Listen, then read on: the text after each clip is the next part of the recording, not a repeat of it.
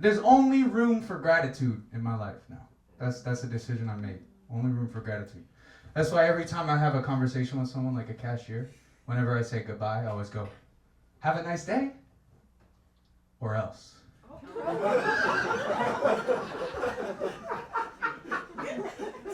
Or else I'm coming for you. You and your family. Everyone better have a nice day.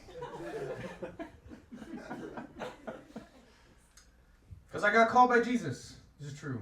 I got called by Jesus to be more like him. All right?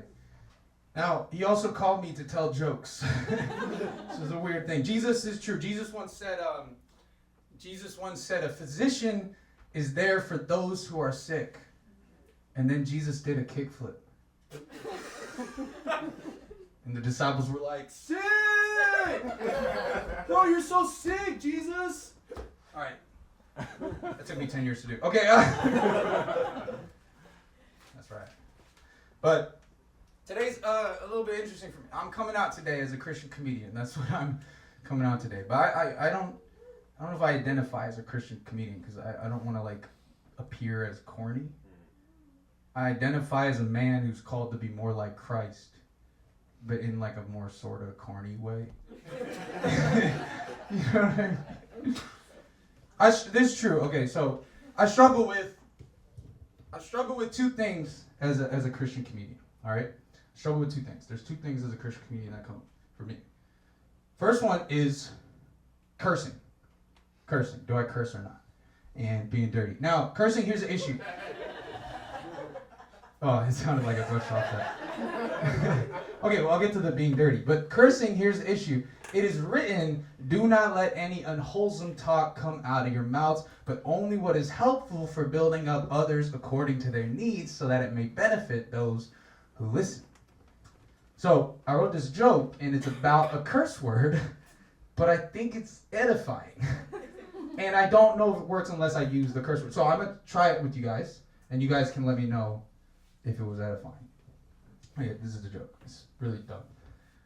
I realized my new goal in life is to be that motherfucker.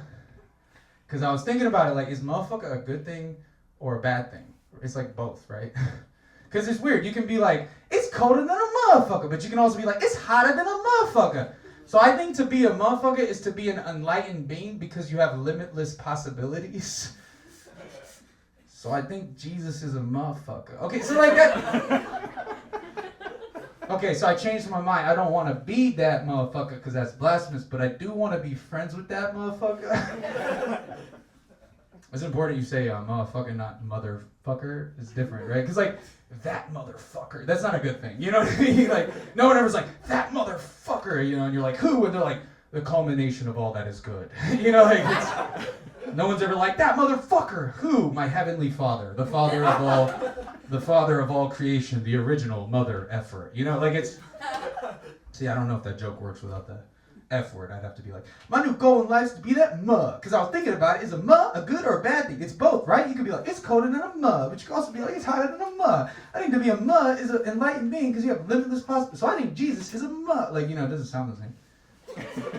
It's just weird. Muh, like muh. Mm-hmm. Now, being dirty. Here's the thing. My past is not clean. And I'm trying to purify my past. I'm trying, in the process of purification. And so I have to purify my past by telling the truth about it, by putting it in the light, right? I'll tell you, my two biggest addictions in life have been pornography and comparing myself to others. And I'm trying to stop both of them. Sometimes I would do both of them at the same time. Like, you know what I mean? Like, you look at my search history, you wouldn't know where one began and the other ended. You know what I mean?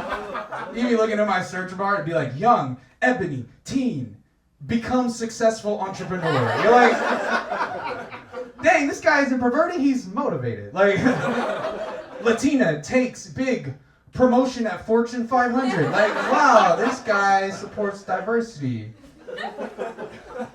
Interracial couple builds orphanage. You know what I mean? Like, this guy wants to be a philanthropist, you know? And now I've compared myself to others to no end in my life. You know, I'm getting better at not doing it, but Like, I actually got pulled over one time. This cop was like, I pulled you over because you were texting while driving. And I was like, officer, I wasn't texting while driving. I was comparing myself to other people on Instagram. You know what I mean? Like, there's a difference. And he wrote me a ticket to his band's performance at the Kia Forum. And they're opening for the Red Hot Chili Peppers. I'm very jealous. My psychiatrist diagnosed me with imposter syndrome. Seriously, that's where you've been...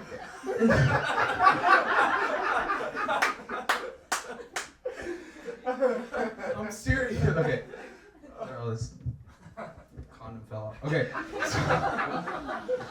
Unprotected jokes. Okay, so...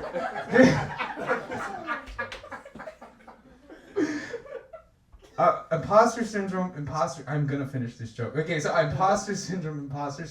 That's where you've been given the opportunities to be an imposter, but you don't think you're good enough to fake being good enough. Anyone here struggle with comparing themselves to others?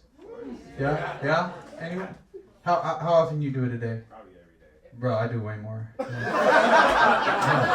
I do it every minute, bro. What are you talking? I do it every second. Every second I'm comparing myself.